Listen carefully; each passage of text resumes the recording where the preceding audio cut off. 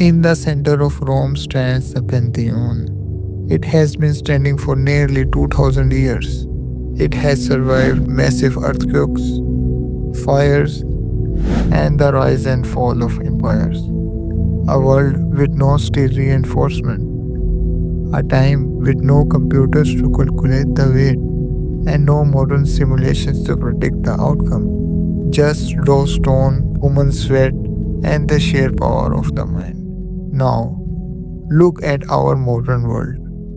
In 2018, the Morandi Bridge in Italy collapsed, killing 43 people. It was only 51 years old. In San Francisco, the Millennium Tower is already sinking and tilting. This is not just a bad luck, this is an engineering embarrassment. This creates a very uncomfortable question. How did an ancient civilization without modern science build structures that outlast ours by thousands of years? For a long time, historians avoided this question. But today, with modern chemical analysis and forensic engineering, we know the truth. It was not magic, it was advanced technology. Progress is not a straight line, it can disappear.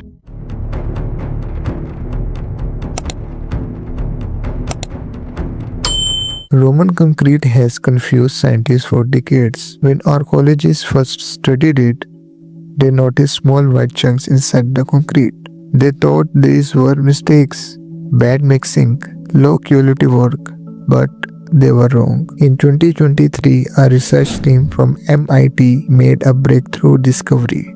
These white chunks are called lime clasts. The Romans used a method known today as hot mixing.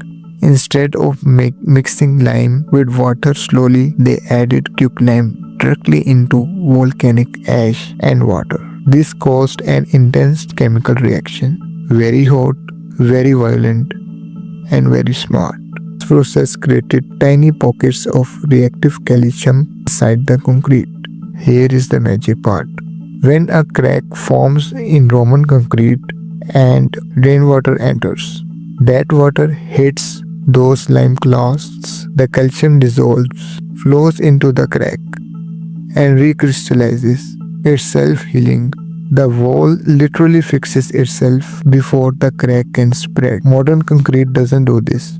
When it cracks, water hits our steel bars, they rust, expand, and blow the concrete apart from the inside. But the story gets even stronger at the ocean. Salt water is the concrete killer. It eats modern cement for breakfast.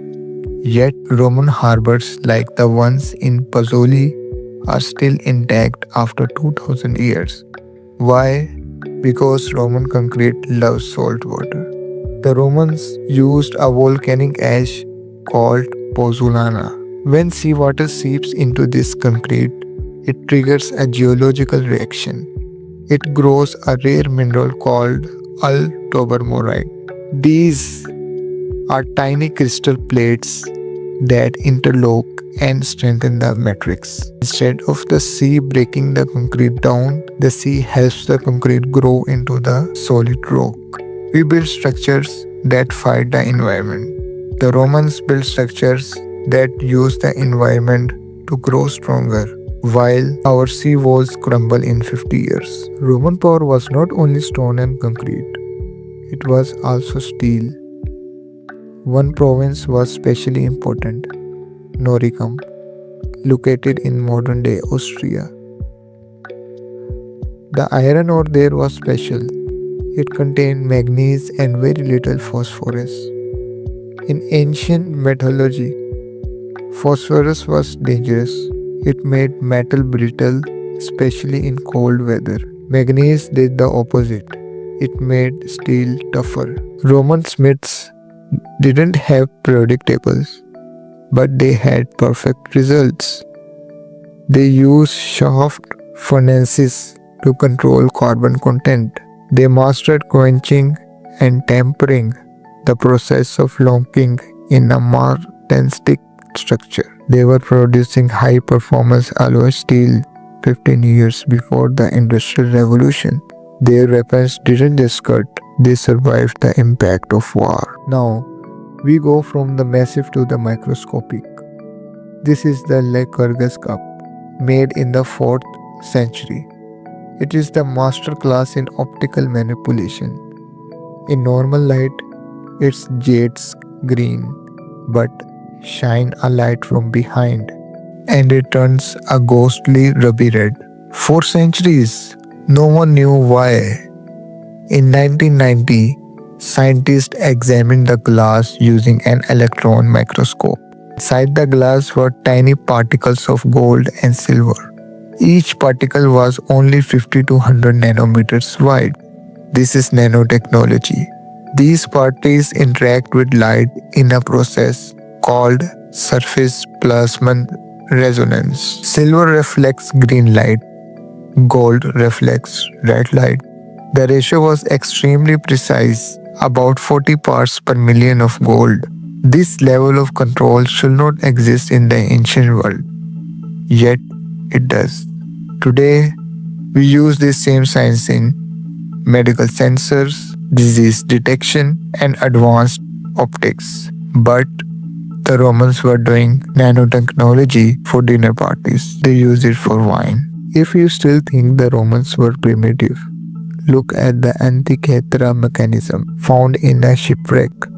This corroded lump of bronze which changed history. Inside are 30 precision cut gears. This device could predict solar and lunar eclipse, track planets, calculate calendar cycles, and follow the Olympic Games schedule. It was an analog computer. The math required for those gear ratios too staggering. You will not build anything this complex again until the 70s.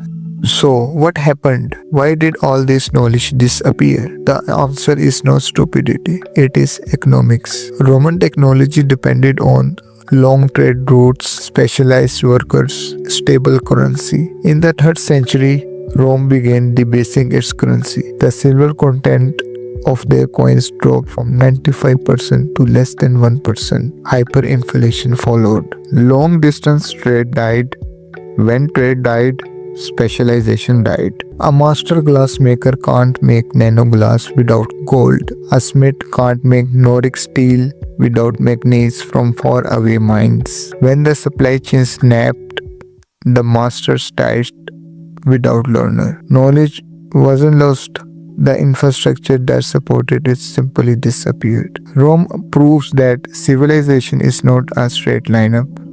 It is a fragile peak. If we stop maintaining our systems, our own technology could one day be a mystery to those who come after us. The Pantheon is still standing. The real question is, will we